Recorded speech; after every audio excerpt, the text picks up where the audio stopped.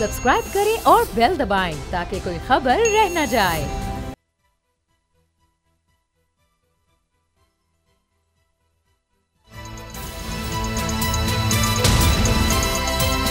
अब पता चला। बिस्मिल्लाहिर्रहमानिर्रहीम, अस्सलाम वालेकुम। मैं हूं मोहम्मद उसामा गाजी और आप देख रहे हैं पता चला। खबर यह है कि डॉलर ने मुल्क की तारीख में पहली बार ट्रिपल सेंचुरी मुकम्मल कर ली है। इंटरबैंक में डॉलर 36 पैसे इजाफे से 300 रुपए का हो गया। पाकिस्तान की तारीख में अमरीकी डॉलर की सबसे बुलंद तरीन सतह है। जिन्होंने डॉलर को 200 से नीचे लाने का दावा किया था वो इसाक डार वजारत के मजे लूट कर लंदन वापस जा चुके और डॉलर की बुलंदी, रुपए की बेकदरी के खमियाजे पाकिस्तानी भुगत रहे हैं। जीना मुश्किल से मुश्किल तर हो गया है। अब जान बचाने वाली दवाओं की कीमत में भी होशरुबा इजाफा कर दिया गया है। हुकूमत ने 25 अद्वियात की ज्यादा से ज्यादा कीमत मुकर्रर कर दी है। पहले ही बिजली के बिल दिल जला रहे हैं और ऊपर से हुकूमत ने बिजली की कीमत में मजीद 5 रुपए 40 पैसे फी यूनिट इजाफे की मंजूरी दे दी है। इस इजाफे पर आवाम का सब्र जवाब दे गया। मुख्तलिफ मकामात पर बिल जलाने की तहरीक जोर पकड़ रही है। हालात दिन ब दिन बिगड़ रहे हैं मगर बड़े ऐवानों में अब भी इक़्तिदार की रस्साकशी चल रही है। इंतखाबात एक ख्वाब बनकर रह गए हैं। पीडीएम के दौर में तहरीक इंसाफ इंतखाबात का मुतालबा करती रही मगर पीडीएम तेज तरीन कानून साजी करके इसके आगे बंद बांधती रही। सदर को बेख्तियार और इलेक्शन कमीशन को मजीद इख्तियारात से नवाजती रही और अब ये इख्तियारात ही पीडीएम के गले का कांटा बन गए हैं। अब बर वक्त इंतखाबात की गर्दान पीडीएम जमातों के लबों पर है और इलेक्शन कमीशन से सदा ही आ रही है, अभी नहीं। सवाल ये है अभी नहीं तो फिर कब? सदर ने खत लिखा तो चीफ इलेक्शन कमिश्नर ने इन्हें भी कोरा जवाब दे दिया कि इलेक्शन एक्ट में तरमीम के बाद अब यह फैसला हम करेंगे कि इंतखाबात कब होंगे। क्या इलेक्शन कमीशन का मौकिफ दुरुस्त है, कानून क्या कहता है और आइन में क्या लिखा है। इसी से आगाज कमल शाह मेरे साथ हैं, हमें ज्वाइन कर रहे हैं हसन रजा पाशा साहब, चेयरमैन पाकिस्तान बार काउंसिल जो हाईएस्ट बॉडी है लॉयर्स की। हसन रजा साहब ये फरमाइएगा कि आपका क्या मौकिफ है इस पर, क्योंकि समझ नहीं आ रही। आइन में तो लिखा है कि सदर ने तारीख देनी है असेंबली तहलील होने के बाद, इलेक्शन कमीशन कहता है जी ये इख्तियार हमारे पास इलेक्शन एक्ट के बाद। तो जो बुनियादी सवाल इस मुल्क में हुआ करते थे जिनका जवाब हर एक को पता था, अब तो सब ढूंढ रहे हैं कि ये यानी हमें यही नहीं समझ आ रही कि इलेक्शन की तारीख किसने देनी है।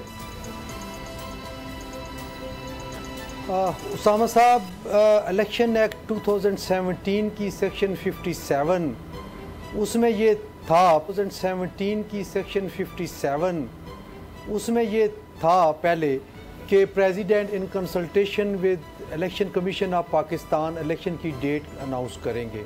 और ये इस तरह से आ गई कि पहले ये एक्ट इससे पहले जो रिपील हुआ उसमें चूँकि मुशर्रफ दौर में वो बना था तो उसमें अपनी पावर्स ज़्यादा जाहिर करने के लिए प्रेसिडेंट का लफ्ज़ लिख दिया गया कि प्रेसिडेंट कंसल्टेशन करेगा। जब अभी 14 मई वाला जो इलेक्शन डे की अनाउंसमेंट होनी थी तो उस वक्त जब सुप्रीम कोर्ट में भी मैटर चला तो ये कहा गया कि 57 तो प्रेसिडेंट ऑफ पाकिस्तान को एम्पावर कर रही है कि वो इलेक्शन कमीशन ऑफ पाकिस्तान के साथ कंसल्ट करके तो डेट अनाउंस करे। इसीलिए उस वक्त भी ख़त लिखा था प्रेसिडेंट ऑफ पाकिस्तान ने इलेक्शन कमीशन को, वो मुलाकात भी हुई थी और फिर 14 मई की डेट दे दी गई। फिर बाद में जो पार्लिमान है उसने अमेंडमेंट कर दी और वो अमेंडमेंट कानून का हिस्सा बन चुकी है। उसके तहत प्रेसिडेंट ऑफ पाकिस्तान से पावर लेके इलेक्शन कमीशन ऑफ पाकिस्तान को दे दी गई कि वो करे। अब आ जाते हैं दूसरी तरफ के आइन में क्या लिखा है। आइन में 48(5) है, उसमें ये लिखा है कि प्रेसिडेंट ऑफ पाकिस्तान इलेक्शन की डेट दे सकता है, लेकिन जो 48(2) और 3 है उसमें वज़ीर-ए-आज़म पाकिस्तान और कैबिनेट की जो मशावरत कह लें या उनकी जो मशवरा कह लें वो उसकी जो है वो दे दिया गया है। लेकिन अगर उसको आइसोलेशन में पढ़ेंगे 48(5) को तो उसमें प्रेसिडेंट का इख्तियार बाकी रह जाता है। अब चूँकि आर्टिकल 128 और 129 है गालबन, उसमें एक विंडो ये भी है कि अगर इलेक्शन के हवाले से जब कोई मामला आएगा तो उसमें जो है वो जो एप्लीकेबल लॉ है उसका भी सहारा लिया जा सकता है। और अगर एप्लीकेबल लॉ को देखा जाए तो वो इलेक्शन एक्ट 2017 बनता है। तो मुझे ये समझ आ रही है बतौर स्टूडेंट ऑफ लॉ कि ये जो अभी कन्फ्यूजन क्रिएट हो गई है इसमें यकीनन मामलात honourable supreme court of Pakistan में आएंगे और वहाँ पे ही इसकी इंटरप्रिटेशन करके कोई मामलात को देखा जाएगा। अदरवाइज ये जो खेचातानी बनी हुई है कि प्रेसिडेंट ऑफ पाकिस्तान कहते हैं जी कि आए मैंने अनाउंस करनी है, जबकि election commission of Pakistan straight away refuse कर रहा है और वो कह रहे हैं जी नहीं हमने करनी है। कब करनी है? आपकी बात बिल्कुल ठीक है कि ये डेट भी नहीं दे रहे कि कब करनी है, जबकि हम ये समझते हैं कि 224 जो है वो बड़ा क्लियर है कि 90 डेज के अंदर इलेक्शन करने हैं और होने भी 90 डेज में चाहिए। पाशा साहब ये बताइए, क्योंकि सदर पाकिस्तान जिस ओहदे पर हैं वो तो अब 18वीं तरमीम के बाद सिर्फ एक सेरेमोनियल ओहदा है जो कि वज़ीर आज़म की एडवाइस पे ऑलमोस्ट 80-90% ऑपरेशन जो है वो कर सकता है। तो आपको लगता है कि इस सूरत हाल में सदर साहब ने जो अपने ख़त में 48(5) का रेफरेंस दिया है और कहा है कि मेरा इख्तियार है बग़ैर वज़ीर आज़म की एडवाइस पे, तो इससे तो हम प्री 18th अमेंडमेंट वाली सिचुएशन देख रहे हैं कि प्रेसिडेंट ये चाह रहे हैं कि अल्टीमेट अथॉरिटी जो है वो उनकी होनी चाहिए इस पर। जी बिल्कुल, इसी वजह से प्रेसिडेंट साहब ने ख़त लिखा।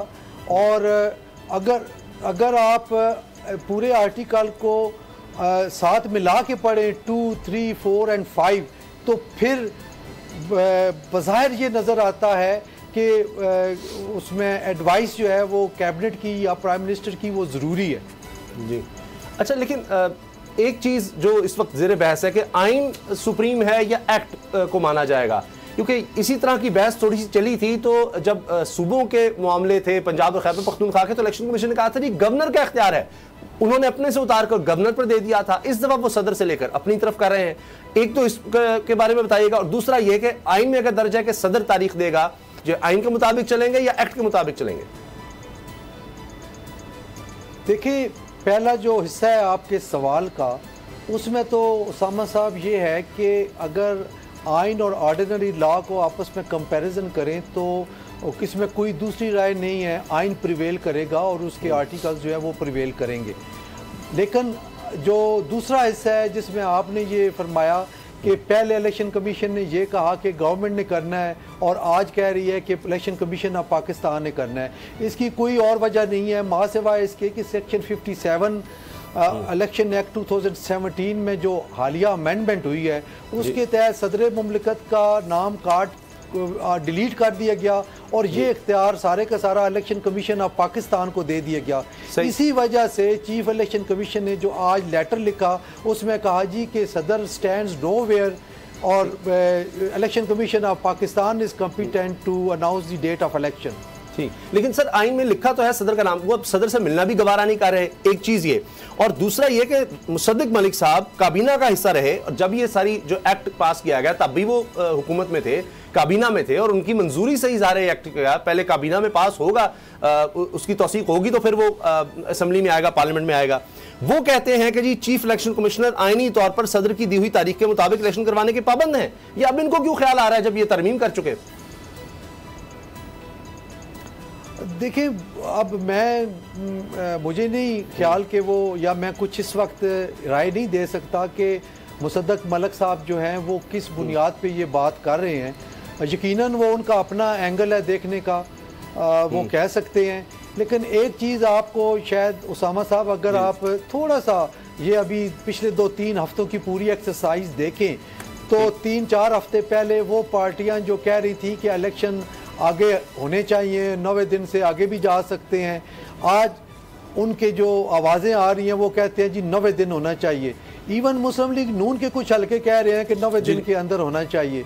तो ये क्यों ये बन रही है बात? ये इसलिए बन रही है कि पॉलिटिकल पार्टी को शायद आज रियलाइज़ हुआ है, अब रियलाइज़ होने जा रहा है कि शायद मामला उनके हाथों से निकलता जा रहा है। इसीलिए सबसे पहले पीपल्स पार्टी ने आवाज़ बुलंद की कि 90 डेज होना चाहिए, उसके बाद JUI ने बुलंद की, और फिर अब नून लीग के कुछ ज़ोमात जो हैं ये बात करते नज़र आ रहे हैं कि इलेक्शन को 90 दिन के अंदर अंदर होना चाहिए और डिले नहीं होना चाहिए।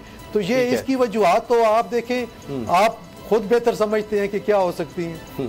पाशा साहब ये बताइएगा, चूँकि थोड़ा ऑफ टॉपिक हो जाएगा वैसे, लेकिन जो आपने कहा कि एक्ट और कॉन्स्टिट्यूशन को कंपेयर करें तो कॉन्स्टिट्यूशनल जो प्रेवलेंस होती है वो पहले आता है आइन, तो इस प्रिंसिपल को अगर नवाज शरीफ साहब के केस पे अप्लाई करें तो उनकी तो नाअहली भी ख़त्म नहीं होगी इस तरह? नहीं, मैं थोड़ा सा आपसे इख्तलाफ करूँगा। आर्टिकल 62 और 63 में नाअहली की कोई मुद्दत उसका तयन नहीं किया गया। आप बेशक देख लें, पूरे कॉन्स्टिट्यूशन में नाअहल होने की सूरत में लाइफ टाइम जो नाअहली है वो कहीं भी नहीं दर्ज है। अगर है तो आप बता दें। मतलब आप ये कहते हैं कि कॉन्स्टिट्यूशनल अमेंडमेंट नहीं चाहिए इसके लिए? तो कॉन्स्टिट्यूशन अमेंडमेंट नहीं चाहिए। अलबत्ता एक हर्डल आ रही है, वो ये है कि जब उस केस में मोहतरम नवाज शरीफ साहब को सज़ा हुई तो नाअहली नहीं हुई थी, तो फिर पिटीशन एक फ़ाइल हुई कि जनाब हमें बताए सुप्रीम कोर्ट ऑफ पाकिस्तान के आइन में तो नहीं है कि नाअहली कितने अरसे के लिए होनी चाहिए, तो हमें गाइड किया जाए। तो उस पे जब एक मखसूस बेंच बना सुप्रीम कोर्ट ऑफ पाकिस्तान का, तो उन्होंने इंटरप्रिटेशन करते हुए ये फरमाया कि ये लाइफ टाइम नाअहली होगी। मैं समझता हूँ कि वो विद ड्यू रिस्पेक्ट वो गलत फैसला था, चूँकि आइन में लिखा हुआ नहीं है। और उसमें यानी उसके लिए सर अब चूँकि स्पेसिफिक वो जो प्रोसीजर एक्ट वगैरह आ रहा है जो भी रुका हुआ है, वो उसमें अगर नया बेंच बनता है, उससे बड़ा बेंच बनता है उस कानून के तहत, तो फिर शायद उनको रिलीफ मिल सकता है। अच्छा सर, हमने इस पर भी बात करनी है जो अब तहरीक इंसाफ के चेयरमैन का मामला चल रहा है, तोशा खाना, जो कि टाइम कम हो जाएगा, ब्रेक पर भी जाना होगा थोड़ी देर में, तो मैं चाह रहा हूँ इस पर भी पूरी गुफ्तगू हो सके। तो इस पर सर क्या आपका सुप्रीम कोर्ट में मामला अगले हफ्ते चला गया, अभी हाई कोर्ट में भी कल की तारीख पड़ गई। बहुत से लॉयर्स का ये ख्याल है जिनसे हमारी बात होती है, वो कहते हैं कि अमूमन जब इतनी सज़ा होती है 3 साल, जो कि मैक्सिमम पनिशमेंट थी इस कानून में तोशा खाना के हवाले से, तो उसमें वो रिलीफ शुरू में मिल जाता है नहीं ज़मानत वाला, लेकिन इसमें तो हियरिंग्स चल रही हैं, वो भी नहीं हो सका। फिर खुद इस्लामाबाद हाईकोर्ट के चीफ जस्टिस साहब कहते हैं जी हम तो सैंडविच बन के रह गए हैं, तो वो भी फैसला किसी तरफ नहीं कर सके अभी तक। हक़ दिफा का भी फैसला नहीं हो सका, जो पहले से ही वो चल रहा था, नीचे भी फैसला आ गया। तो कुछ समझ नहीं आ रही कि किस तरह से ये आगे बढ़ेगा केस। उसामा साहब, बात ये है कि जब भी मामलात स्ट्रीम लाइन में जा रहे हों, उनको डाइवर्ट कर दिया जाए तो खराबी होती है। अब देखें कि एक फैसला आया ट्रायल कोर्ट का, हम जो कि आज़ाद वकील हैं और हम समझते हैं कि हम अपनी राय दे सकते हैं, हमने तमाम चैनल्स पे और ये बात खुल के कही कि इसमें बहुत लूप होल्स हैं। 2 ऐसे वाइटल किस्म की ग्लेरिंग किस्म की मिस्टेक की गई है। नंबर 1 कि एक तो जो हाई कोर्ट ने 2 दफ़ा मैटर रिमांड किया कि आप मेंटेनेबिलिटी पे पहले फैसला करें फिर करें, मेंटेनेबिलिटी का फैसला प्रॉपर नहीं हुआ। नंबर 2, जब 342 की स्टेटमेंट रिकॉर्ड हो रही थी तो एक क्वेश्चन पूछा गया स्पेसिफिकली कि क्या आप डिफेंस में एविडेंस देना चाहते हैं, तो उसका जवाब जब अफर्मेटिव आया कि जी मैं पेश करना चाहूँगा, तो फिर उन्होंने लिस्ट भी दे दी, तो वो डिफेंस एविडेंस ज़रूर रिकॉर्ड करनी चाहिए थी, जो कि नहीं की गई। This is glaring mistake on behalf of the trial court. अगर वो ये मुल्ज़म का हक है कि वो दे, आप देखिए उसकी एविडेंस को रिकॉर्ड किए बगैर कैसे आप ये डिटरमिन कर सकते हैं कि ये इररेलेवेंट है। और ये वो चीज़ थी, उस वक्त भी हमने ये कहा था कि इसका अल्टीमेट बेनिफिट चेयरमैन पीटीआई को मिलना है और मिलेगा। अब बात आती है, अपील हो गई, अपील एडमिट हो गई फॉर रेगुलर हियरिंग। उसके अंदर एक पिटीशन थी under section 426 CrPC for suspension of sentence, उस पर भी नोटिस हो गया। उसकी परसों पहली हियरिंग हुई। आपने देखा होगा कि कंप्लेनेंट साइड से वकला अमूमन एक आध डेट लेने की कोशिश करते हैं just to linger on. Election commission of Pakistan के वकील ने 2 हफ्ते की मोहलत मांगी, जो कि राइटली ऑनरेबल हाई कोर्ट ने उनको रिफ्यूज़ की और 1 दिन का सिर्फ टाइम दिया। अब 1 दिन का टाइम दिया तो उससे पहले सुप्रीम कोर्ट में मैटर फिक्स हो गया उसी तोशा खाना के केस में, जो इंटरलोक्यूटरी ऑर्डर थे जिनको दरमियानी अहकामात कहते हैं, वो चैलेंज किए गए थे, जो कि जजमेंट जो है वो ऑनरेबल सुप्रीम कोर्ट के पास नहीं थी। लेकिन कल जब उस पर ऑब्जर्वेशंस आई, कमेंट्स आए, और ऐसा लग रहा था कि उसमें तो यहाँ तक कह दिया गया कि ये सज़ा बनती ही नहीं है, ये केस ही नहीं बनता, ये क्यों सज़ा दी गई है, क्यों डिफेंस एविडेंस नहीं ली गई। अच्छा, वो हमने आज भी प्रेस ब्रीफिंग की और उस पर हमने अपना एतराज़ किया कि honourable supreme court of Pakistan को जबकि मामला हाई कोर्ट में पेंडिंग है ये ऑब्जर्वेशन नहीं देनी चाहिए, चूँकि इससे ये तासुर जाएगा कि सुप्रीम कोर्ट ऑफ पाकिस्तान असरअंदाज हो रही है। और आज वही हुआ। अगर स्ट्रीमलाइन जा रहे होते हो सकता है आज हाई कोर्ट फैसला कर देती, लेकिन जब ऐसी बातें आई और हाई कोर्ट को मजबूरन ये कहना पड़ा कि हम तो सिंगल बेंच और सुप्रीम कोर्ट के दरमियान सैंडविच बन गए हैं जी। तो ये क्यों अब उनकी ऑब्जर्वेशन आई? इसीलिए कि उन पे अब दबाव है। वो ये सोच रहे हैं कि आज हम अगर रिलीफ देते हैं तो सारा पाकिस्तान ये कहेगा कि सुप्रीम कोर्ट के प्रेशर में आके दिया है। इवन अदरवाइज ये रिलीफ बनता है, 3 साल की सजा है, शॉर्ट सेंटेंस है, ये 15 मिनट का काम है जो फैसला हो जाना था। 15 दिन से नहीं हो सका ना सर। आम केसेस में सर यही तो मसला है कि पहले भी वो जज साहब की तबीयत खराब हो गई थी, फिर आगे केस गया, फिर दोबारा आगे हुआ, फिर आगे चला गया। आप दुरुस्त फरमा रहे हैं, बुकला यही कहते हैं कि इसमें तो फौरी जमानत हो जाती, लेकिन वो हो ही नहीं पा रही। इस वजह से फिर ये सारा मीडिया में भी आता है, लेकिन जजेस को मेरा नहीं ख्याल प्रेशर लेना चाहिए, इस मुकाम पर वैसे नहीं पहुंचे। मुजम्मिल फारूक साहब ये बताइएगा, क्योंकि पाकिस्तान बार काउंसिल ने अब क्लियरली अक्यूज़ भी किया है कि chief justice of Pakistan chairman Tehreek Insaf को बचाने के लिए मुदाखलत कर रहे हैं इस्लामाबाद हाई कोर्ट का जो प्रोसीडिंग्स हैं उसके अंदर। तो इस पर तो बहुत से लोग एतराज़ भी कर रहे हैं कि ये तो डायरेक्टली अक्यूज़ कर रहे हैं आप, तो इसके लिए क्या रैशनल देंगे आप? ये हमने नहीं कहा कि चीफ जस्टिस ऑफ पाकिस्तान तो उनको बचाने के लिए कर रहे हैं। आप सुन लें, बेशक हमने ये कहा है कि ये मुनासिब नहीं है। It amounts to be interference in the smooth functioning of Islamabad high court. But why do you think और ये नहीं होना चाहिए था। और आज देखें मोटिवेशन क्या है फिर? आज देखें कि आज ऑनरेबल चीफ जस्टिस साहब ने कैटेगरिकली ये ऑब्जर्वेशन दी कि हमें मेरिट पे अभी बात नहीं करनी चाहिए, और उन्होंने एक तरह से chief justice Islamabad high court को शाबाशी भी दी कि हम इनको अप्रिशिएट करते हैं और उनको बड़ी तारीफ की। तो बात ये है कि ये कल ये बात हो जाती तो और अच्छा था। आज देखें ना, आज हम ये कह रहे हैं कि आज की जो सुप्रीम कोर्ट ऑफ पाकिस्तान की जो हेयरिंग है वो बिल्कुल ठीक थी, और इसको कल इन्हीं पैरामीटर्स पे कल होना चाहिए था। ठीक। अच्छा पाशा साहब ये फरमाएं कि बहुत से लोग ये बात करते हैं कि जी ट्रायल में तो घंटों का वक्त दिया जा रहा था कि 1 घंटे बाद आ जाए ख्वाजा साहब, जी अभी आ जाएं, अभी आ नहीं, कल ही गवाह ले आए, कराची से हैं तो अभी मैं इतनी देर दे रहा हूँ। और दूसरी तरफ ये भी हुआ कि जी 2 दफ़ा गलत फैसला करार दिया उनकी जुडिशन के मामले पर, काबिल समाअत होने के मामले पर, तीसरी दफ़ा उसी जज के पास भेजा जाता है और वो भी ये लिख देता है कि जी मैंने 2 दफ़ा जिसला दिया, तीसरी दफ़ा मैं यही 3 लाइनें लिख के वो कह देता है। तो वहां हम चंद घंटों की देख रहे थे, यहाँ दिनों अपील जो है कहते हैं जल्दी डिसाइड हो जाती है, लेकिन अपील में हम दिनों की तारीख देख रहे हैं, वहां घंटों का भी टाइम नहीं था। उसामा साहब बात बिल्कुल आपकी ठीक है।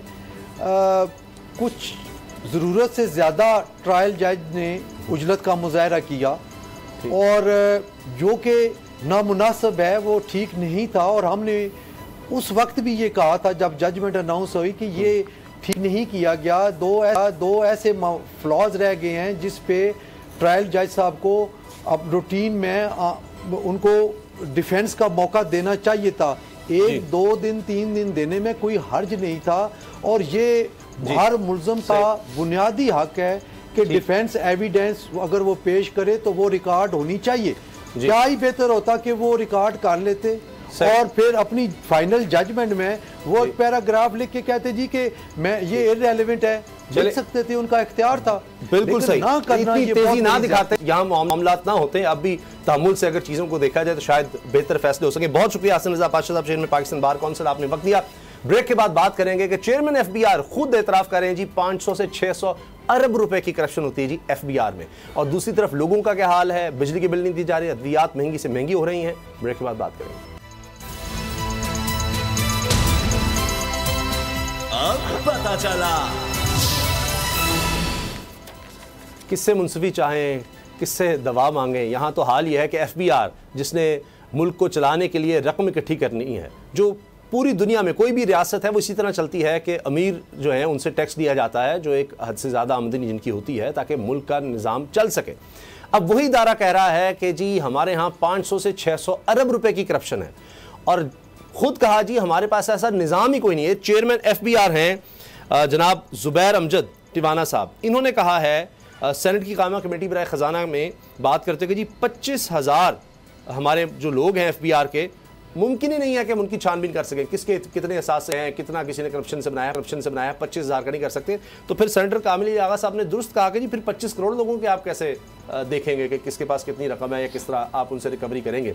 तो मुज़म्मिल ये बात तो बिल्कुल दुरुस्त है कि जब आप एडमिट कर रहे हैं कि हम अपने लोगों को नहीं सही कर सकते या उनको देख ही नहीं सकते कि उनके कितने एहसास हैं या उनका कितना टैक्स बनता है, तो फिर आप बाकी लोगों से क्या एक्सपेक्ट करेंगे। तो फिर FBR किस काम का रह गया है, किस तरह हम इससे एक्सपेक्ट करें कि ये मुल्क चलाने के लिए जनाब ये कोई टैक्सेस ले सकेगा किसी से। ये तो बड़ा आसान है, फिर GST लगाते जाएं, कोई भी चीज़ कोई खरीदेगा, जिस तरह पेट्रोल है, दवाइयाँ हैं, खाने पीने की चीज़ें, वहाँ से आप पैसे कमा लें। लेकिन काफ़ी सीरियस एक्विजिशन है और फ़िलहाल तो एक्विजिशन की हद तक ही है, क्योंकि स्टैंडिंग कमेटी ऑन फाइनेंस में जाके ये रिपोर्टेडली ये बात की गई है कि कोई एक्स चेयरमैन है, उनकी तरफ से भी इस तरह की डिटेल मिली है हमें।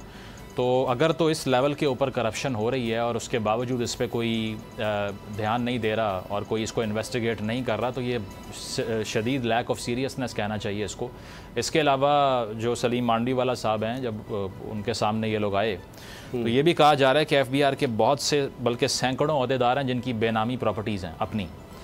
तो अगर अब उनकी अपनी प्रॉपर्टीज़ इस तरह की हैं जिसका कोई टैक्स रिकॉर्ड नहीं है, तो फिर आप क्या एक्सपेक्ट करेंगे कि उन्होंने जाके लोगों से टैक्स कलेक्शन करनी है और उन्होंने जाके टैक्स रेवेन्यू, पाकिस्तान का टैक्स नेट को बढ़ाना है। जो एक लंबे अरसे से बड़ा चैलेंज हमारी इकॉनमी को फेस करना पड़ता है वो यही है कि डायरेक्ट टैक्सेशन में सिर्फ 10% से भी कम पाकिस्तानी टैक्स देते हैं, बाकी सब इनडायरेक्ट है। और फिर आपकी इकॉनमी भी दिन ब दिन जो है वो कमज़ोर हो रही है, टैक्स देने को कोई तैयार नहीं है। और जिन्होंने टैक्स लेना है वो इस रिपोर्ट के मुताबिक, हम कोई बात नहीं कर रहे, लेकिन इस रिपोर्ट के मुताबिक उनकी अपनी बेनामी जायदादें हैं।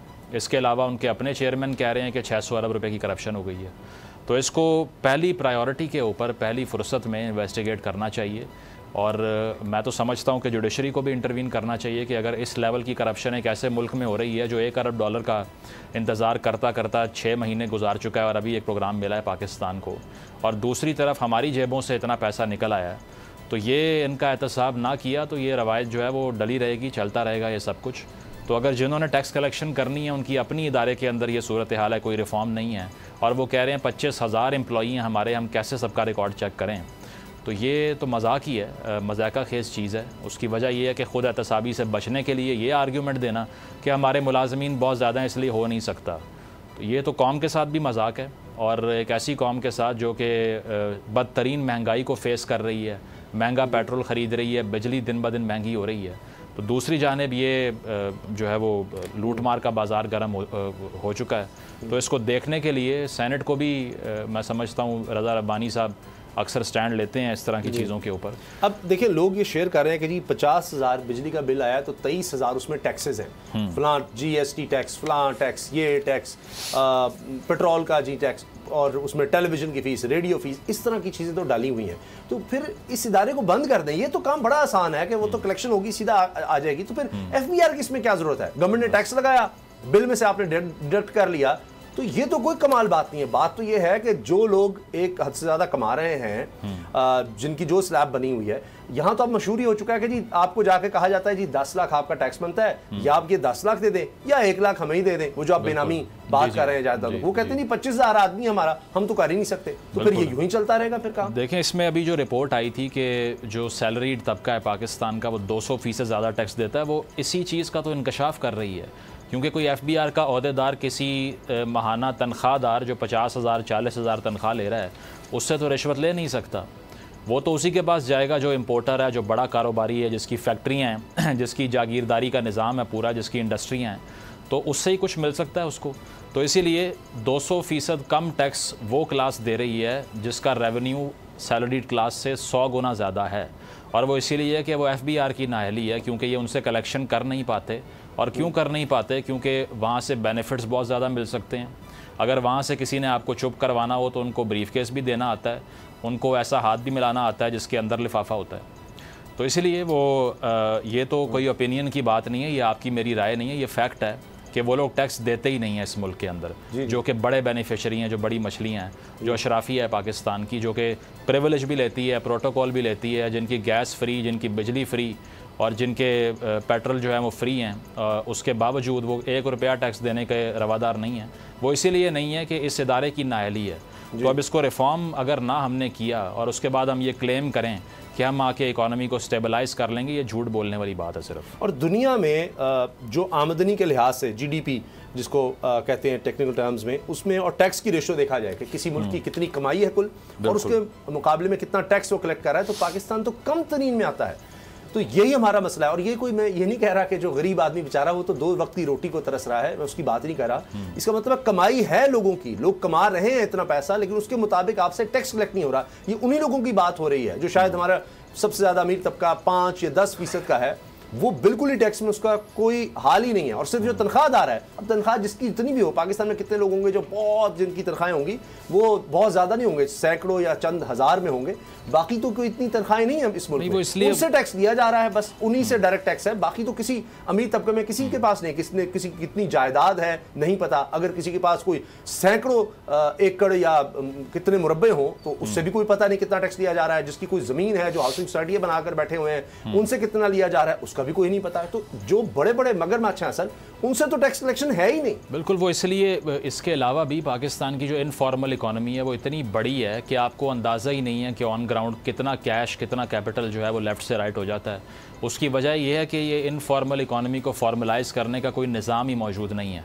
उज़ैर यूनुस साहब जो कि इकोनॉमिस्ट हैं, वो रिसेंटली उन्होंने एक इंटरव्यू दिया था। उन्होंने कहा मैं भारत से होकर आया, वहाँ चाट वाले के पास भी मैं गया हूँ, तो वहाँ पर लोग कार्ड स्कैन कर रहे हैं, इसके साथ साथ ऑनलाइन पेमेंट हो रही है, और वहाँ एक बारकोड लगा हुआ है उसके पथारे के ऊपर, वो रेडी जिस पे वो रख के बेच रहा है उसके ऊपर बारकोड लगा हुआ है, लोग आके स्कैन कर रहे हैं, उस पर पेमेंट कर रहे हैं। अब ये आधार कार्ड का प्रोग्राम गालिबन था हिंदुस्तान के अंदर जो शुरू किया गवर्नमेंट ने उनकी, इससे क्या हुआ कि जो पथारे पे खड़ा हुआ है, जो सड़क के किनारे कुछ बेच रहा है, उसके भी पैसे और उसकी कमाई कितनी है वो सब ऑन रिकॉर्ड है। पाकिस्तान में इनफॉर्मल इकोनॉमी इतनी बड़ी है कि स्टेट को आइडिया ही नहीं है कि इस मार्केट के अंदर साइज़ क्या है कैपिटल का और टोटल इनफ्लो कितना होता है। उसकी वजह यह है कि आपकी online payment transaction is near to impossible. आधे पाकिस्तान में तो इंटरनेट की फैसिलिटी नहीं है। आप चले जाएं इस्लामाबाद से आगे, आपको सिग्नल वीक होना जो है वो अपने मोबाइल पे क्लियरली नज़र आ जाएगा, और उसके बाद ऐसी जगह भी हैं जहाँ पे आपका एक हफ्ता कोई इंटरनेट की फैसिलिटी नहीं है। तो ये कनेक्टिविटी नहीं है। इसके अलावा ये फॉर्मलाइज नहीं करते इकोनॉमी को, टैक्स नेट को बढ़ाने में सीरियस नहीं है। सीरियस हैं तो इन्हीं चीज़ों में है जिसकी रिपोर्ट की डिस्कशन। और बड़े आराम से आकर कह देते हैं जी हम क्या करें, 500-600 रुपये का करप्शन है, 25,000 हमारे लोग हैं, हम अपने को नहीं देख सकते। जो आप अपनों को नहीं देख सकते, आप दूसरों को क्या देखेंगे। तो जहाँ तक बात पाकिस्तानियों की है, कोई एक अच्छी खबर नहीं जा रही है, कहीं नहीं रुक रही, किसी के पास कोई जवाब नहीं है। हत्ता कि अभी हाल ही में हमारे वज़ीर-ए-आज़म शहबाज शरीफ हुआ करते थे, वहाँ उनसे बरतानिया में सवाल हुआ लंदन में, तो कहते हैं पाकिस्तान की मुझसे बात ना करें, मुनासिब नहीं है, मैं अभी यहाँ लंदन आया हूँ, बरतानिया में हूँ, पाकिस्तान का मैं क्या जवाब दूँ। तो उन्होंने तो जवाब देने से इनकार कर दिया। अब यहाँ हम किससे पूछें। आज मैं देख रहा था हमारे निगरान वज़ीर-ए-आज़म साहब, उन्होंने तो कमाल ही कर दिया। उन्होंने कह दिया कि जी मुझे लोग कहते हैं, मिलते हैं तो जी पाकिस्तान लोग छोड़कर जा रहे हैं, तो कहते हैं इससे क्या होता है, जा रहे हैं तो क्या हो गया। तो अगर आपकी सोच ये है तो फिर बिजली अगर 5 रुपये 40 पैसे मजीद महंगी हो गई है तो क्या हो गया, इससे क्या फ़र्क पड़ता है। अद्वियात अगर जो जान बचाने वाली अद्वियात भी हैं वो महंगी हो गई हैं तो उससे क्या होता है। अगर नहीं ले सकते तो फिर आप दुनिया से चले जाएंगे, यही होगा ना, एक दिन जाने कोई बात नहीं, इससे क्या होता है। डॉलर 300 से ऊपर चला गया तो इससे क्या होता है। वो गिलानी साहब की भी बात याद आ गई, उस CNN को इंटरव्यू उन्होंने कहा था जी फिर ये जाते क्यों नहीं है पाकिस्तान से। अगर वो बेकी एंडरसन गालिबन उनके एंकर, उन्होंने सवाल किया कि जी बहुत बड़ी तादाद में लोग मुल्क छोड़कर जाना चाहते हैं, तो उन्होंने कहा then why don't they leave then, what's stopping them. तो बात ये कि हर एक को इतने पैसे भी नहीं है कि वो पासपोर्ट बनवा सके। पासपोर्ट बनवाएगा तो क्या उसका वीज़ा लग जाएगा। तो हालात तो वाकई मुल्क में ये कर दिए हैं कि सब लोग जाने का सोच रहे हैं, क्योंकि बिजली के बिल ही इस वक्त जितने लोग हैं, हर घर में बहस हो रही है बिजली के बिल की। मेरे अपने घर में इस वक्त बहस ये हो रही थी कि जी बिजली के बिल बहुत ज़्यादा आ गए हैं, अच्छा किस तरह से अब इसको मैनेज करना है। हर घर में ये है, तो हमारे लेवल पर अगर ये हो गया तो आप सोचें कि गरीब आदमी का क्या बनेगा। इससे तो यही वो कहानी याद आ गई जो फ्रेंच रेवोल्यूशन से पहले जो किंग की बीवी ने जब पूछा कि ये ब्रेड का क्या मसला है, तो उनको बताया गया कि रोटी नहीं है खाने के लिए पूरे फ्रांस में, तो उन्होंने कहा केक खा लें फिर ये लोग। रोटी ज़रूरी है, इन्होंने रोटी ज़रूर खानी है, तो एक बबल के अंदर रहते हैं। उनको लगता है कि हर कोई केक अफोर्ड कर सकता है, वो खा लेंगे बच्चे उनके। तो ये मुझे याद है PTI के दौर में गालिबन मिनिस्टर थे कोई अब्बासी साहब, मुझे नाम पूरा भूल रहा है उनका, तो उन्होंने एक मरतबा कोई प्रोग्राम शुरू किया जिसमें बच्चों को कोई फ़ॉरेन लैंग्वेज सिखाई जाएगी, मिडल ईस्टर्न और चीज़ें। तो उनसे पूछा ये आप क्यों कर रहे हैं? तो उन्होंने कहा ये इसलिए कर रहे हैं ताकि वो ये लैंग्वेज सीख के बाहर जाके नौकरी कर सकें। तो अब एक ऐसी गवर्नमेंट, ऐसी स्टेट, ऐसे मिनिस्टर, ऐसे पॉलिटिशियन आप देखिए जो कि अपनी कौम को ज़ुबान इसीलिए सिखा रहे हैं कि वो इस मुल्क से जा सकें और बाहर से रेमिटेंस भेज सकें। So they just treat their population as a human capital जो कि बाहर भेजेंगे और वहाँ से पैसे आएंगे। इसलिए कोई पाकिस्तान छोड़ के चला जाए, ब्रेन ड्रेन हो जाए, कोई मसला नहीं। शॉर्ट टर्म में तो आपको अच्छा लगता है रेमिटेंसेस, कोई शक नहीं, आज भी मुल्क में बड़ा ज़बरदस्त, लेकिन कोई मुल्क इससे तरक्की नहीं कर सका। बिल्कुल, ये कोई इकोनॉमिक मॉडल तो नहीं है ना। जिन मुल्कों में लोग जा रहे हैं तो वही तरक्की याफ्ता है, तो वहाँ जा रहे हैं ना। आप ये सोचें कि इसका मतलब है कि उनके लोग नहीं इतने छोड़कर जाते, दुनिया वहाँ पर आ रही है, तो वो मुल्क आप नहीं बनना चाहते। आप सिर्फ ये ऐसे जानना चाहते हैं कि जी लोग छोड़ छोड़ कर जा रहे हैं, वहां से कुछ कमा कर भेजें, और वो कोई लॉन्ग टर्म सोल्यूशन नहीं है। कल को वो लोग अगर वहीं पर बसना शुरू हो जाते हैं तो उनकी इकोनॉमी में वो शामिल हो जाते हैं। बिल्कुल, तो आप ये देखें ना, ये स्किल्ड लेबर हमारी चली जाती है। दूसरा ब्रेन ड्रेन होता है। हमारे यहाँ पे कोई टॉप के टेक्नीशियंस हों या सॉफ्टवेयर डेवलपर्स हों, डॉक्टर्स हों, सबसे बड़ी परसेंटेज डॉक्टर्स की छोड़ के जाती है पाकिस्तान। टीचर्स भी जा रहे हैं, इवन इलेक्ट्रिशियन आपको कोई काम का नहीं मिलेगा अगले 5 साल में, लगता तो यही है। तो आप ये देखते हैं कि वो जो $1000 वहाँ पे वो एक महीने का कमा रहा है, उसका 100 पाकिस्तान भेज रहा है। पाकिस्तान ने वो $900 लूज़ कर दिए, ये नहीं सोचते आप, जो उस इकॉनमी में वो कंट्रीब्यूट कर रहा है। जो उसका 1% वो वापस भेजता है अपने रिश्तेदारों को, हम उसमें खुश हैं।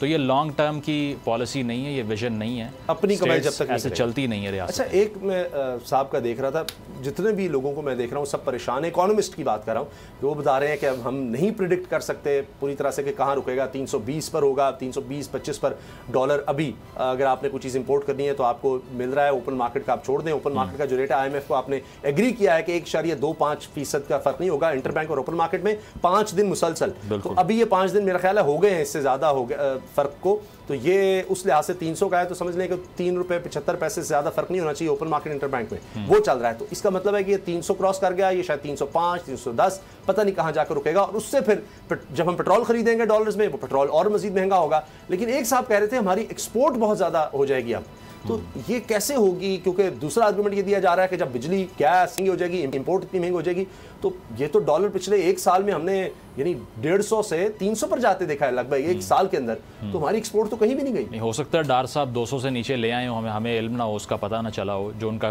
प्लान भी था वापस आने का, लेकिन नहीं हो सका उनसे। तो अब तो ये है कि इसमें ब्रेक तो लगती हुई कहीं दिखाई नहीं दे रही, और डॉलर को ब्लैक करने वाले या फिर जो ज़ख़ीरा कर लेते हैं वो भी बड़ा सरदर्द है पाकिस्तान में। और जो लोग ये सोचते हैं कि यार अभी महंगा होना है, एनालिसिस यही कह रहा है, तो इसको होल्ड कर लें अभी, तो ये जो होल्ड कर लेते हैं उससे भी नुकसान पहुंचता है। और हर चीज़ उससे कनेक्टेड है ना। आप देखें, अगर ट्रांसपोर्टेशन की बात कर लें, बस के सफ़र की बात कर लें, ट्रेन के सफ़र की बात कर लें, आम आदमी की ज़िंदगी पे सबसे अब्रप्ट चेंज जो है वो डॉलर की प्राइस ऊपर नीचे होने से होता है। तो ये जो सारे कि हम इसको रोक लेंगे, हम स्टेबिलिटी ले आएंगे, वो अब तक बिल्कुल गलत साबित हो रहे हैं। और वो इसीलिए हो रहे हैं कि आपने लॉन्ग टर्म प्लान नहीं किया, IMF के सामने आपने सरेंडर किया और साथ साथ सोवरेनिटी अपनी उनके हवाले कर दी।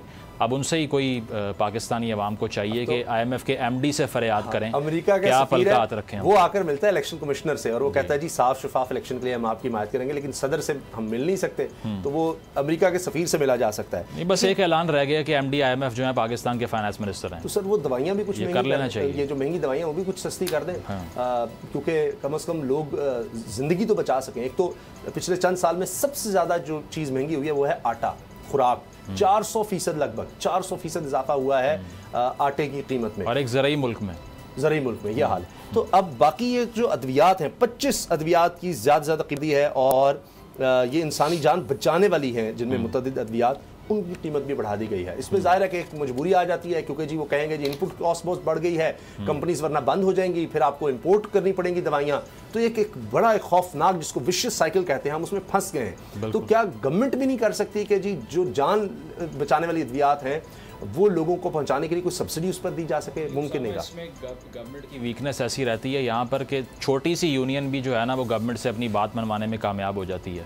इवन टैंकर एसोसिएशन हड़ताल कर देना तो पेट्रोलियम के मिनिस्टर को समझ नहीं आती कि मैं कहाँ जाऊँ अब।